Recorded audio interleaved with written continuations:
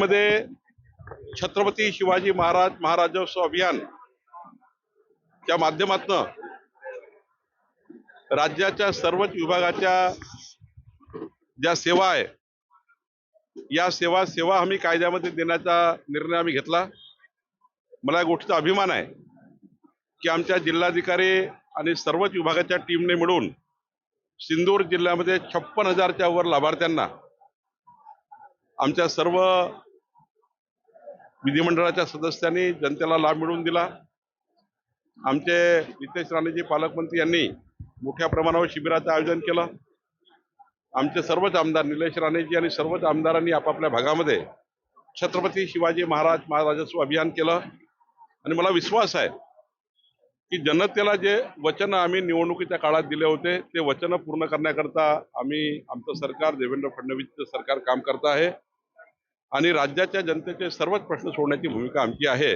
मी या ठिकाणी 135 निवेदन घेतलेले आहे। त्या निवेदनावरही आम्ही महिन्याभरात कारवाई करणार आहोत आणि या जिल्ह्याचं 3-4 विषयावर महत्त्वाचं काम आम्ही करणार आहोत।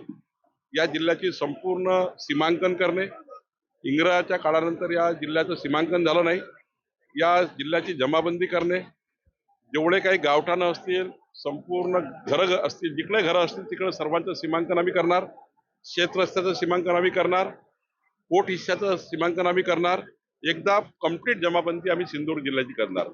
दुसरं महत्वाचं की 1 जानेवारी 2011 पूर्वी या जिल्ह्यात जे लोक राहतात त्या सर्वांचं त्यांचे घरं कायदेशीर करून देण्याचा निर्णय आम्ही करतोय आणि तुकडेबंदी कायदा आता रद्द केल्यामुळं या ठिकाणी रहिवासी क्षेत्रामध्ये जे काही घरं आहेत त्यांनाही कायदेशीर करण्याचा निर्णय आम्ही करतोय। महिला शेतकरी दर्जा हा दिल्यामुळं प्रत्येक मतदारसंघाचे कॅम्प लावून प्रत्येक मतदारसंघात त्या ठिकाणी आम्ही शेतकरी महिला दर्जाचे कार्ड त्या ठिकाणी वाटप करणार आहोत। त्यांना सर्वांना शेतकरी महिला दर्जा दिल्यानंतर केंद्र सरकार राज्य सरकारची योजना मिळणार आहे। आमच्या नितेश राणेजींनी मत्स्य व्यवसायामध्ये जे काम केलं आहे ते राज्याला एक प्रेरणादायी आहे। आज या ठिकाणी मोठ्या प्रमाणावर मत्स्य व्यवसायाचं त्या ठिकाणी मोठ्या प्रमाणात पीक पाणी येत आहे। कृषी दर्जा मिळाल्यामुळं एक नवी दिशा या मत्स्य व्यवसाय विभागाला मिळाली आहे। एकंदरीत जर विचार केला तर आमचं महसूल खातं हे जे लोकाभिमुख, पारदर्शी आणि गतिमान करण्याची आमची भूमिका आहे। आमचं सरकार देवेंद्रजीचं सरकार हे प्रचंड ताकदीने मजबूत करून ताकदीने जनतेच्या पाठीशी उभा आहे आणि याच्यात आम्ही माननीय नारायण राणे साहेब जे राज्याचे माजी मुख्यमंत्री महसूल मंत्री म्हणून ज्यांनी काम केलं आहे ती भूमिका आता पुढे नेऊन आम्ही या ठिकाणी या जिल्ह्याला पुढे नेण्याचा प्रयत्न करतोय। आपल्या सरकारने शेतकऱ्यांना कर्जमाफी केली, आता आजारी पडत किंवा शेती करतायत त्यांना जी कर्जमाफी झाली त्यांना लाभ देत आहे। ही गोष्ट खरी आहे की आदिवासी भागातल्या शेतकऱ्यांना त्यांचा हक्काचा आता 7 आणि 12 मिळाला, त्यामुळे आदिवासी भागातल्या वनपट्टेधारकाचा प्रश्न सुटला। पण माननीय निलेशजींनी सांगितल्याप्रमाणे आकारी पळ असतील, त्या ठिकाणी वनसंस्थेमध्ये प्रायव्हेट वनसंस्थेमध्ये आलेले आहेत, या सर्वांचा निर्णय आम्ही 12 तारखेला करणार आहोत। 12 ऑगस्टला एक बैठक लावलेली आहे ज्यामध्ये वनमंत्री असणार, मी असणार, आमचे नितेश राणेजी असणार। एकदा सिंदूर जिल्ह्याचे जे 6 महत्वाचे विषय आहेत ज्यामध्ये शेतकऱ्याची आकारी पळ आहे, त्या ठिकाणी काही गुवारी समाज आहे, आदिवासी समाज आहे, या सर्व समाजाचे जे जमिनी आहेत या सर्व जमिनीचे त्या ठिकाणी मोजणी करून त्यांचा आकारी पळ कमी करून त्यांना निश्चित प्रॉपर्टी कार्ड मिळालं पाहिजे, ही भूमिका आमची राहणार आहे। आज तुम्ही जनतेपर्यंत पोहोचलाय, तुम्ही प्रशासनाला सांगितलं की जनतेपर्यंत मी सांगितलेलं आहे सर्व प्रांत tehsildar, collector, RDC, deputy SLR, SLR, नोंदणी अधिकारी यांनी किमान आठवड्यातनं एक प्रवास आपल्या भागात केला पाहिजे, निश्चित टार्गेट देऊन प्रवास केला पाहिजे आणि किमान सर्व तहसीलदार, ADO आणि सर्व अधिकाऱ्यांनी, महसुली अधिकाऱ्यांनी सर्वच विभागाच्या भूमी अभिलेख, मुद्रांक आणि महसूल यांनी 3 ते 5 जनतेला भेटण्याकरता उपलब्ध असलं पाहिजे, जेणेकरून महसूल मंत्री जेव्हा येतात तेव्हा मोठ्या प्रमाणे निवेदन मिळण्याऐवजी आमच्या प्रशासनाने निवेदनाची दखल घेऊन काम केलं पाहिजे। याकरता काही सूचना मी सिंधुदुर्गमध्ये दिल्या आहेत। कोकणात सर्वाधिक जास्त पाऊस पडतो आणि इतर विभागाप्रमाणे अटी नुकसानीसाठी निकष लावले जातात, तो कोकणासाठी सेपरेट निकष लागू करणार।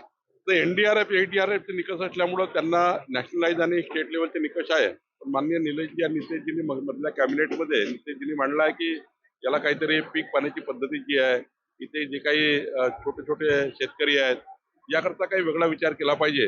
निलेशजींनी सभागृहात मांडलं होतं। सरकार याबद्दलचा NDRF आणि SDRFच्या नियमामध्ये अजून काही ऍडिशन करता येईल का, किंवा कोकणाकरता काही वेगळी पॉलिसी करता येईल का, याचा विचार माननीय मुख्यमंत्री देवेंद्र फडणवीस करतायत. सिंधुदुर्ग जिल्हा हा प्रगतीकडे वाटचाल करत असताना धोडामार्गमधून जे घेऊन जयंत पाटील यांनी तर तसा पण मार्ग काढणार आहोत.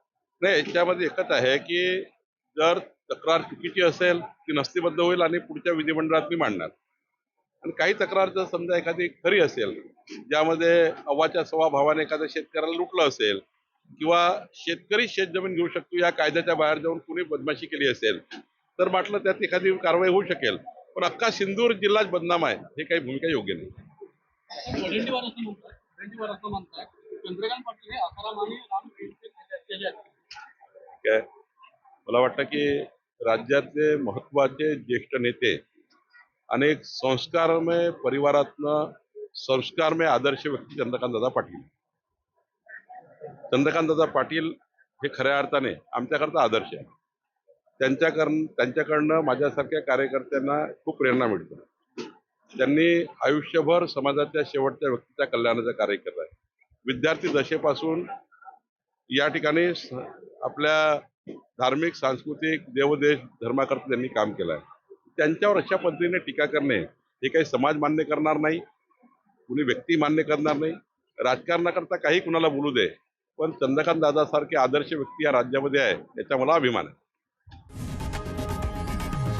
लोकशाही मराठी ऐका, पहा, जागरूक रहा.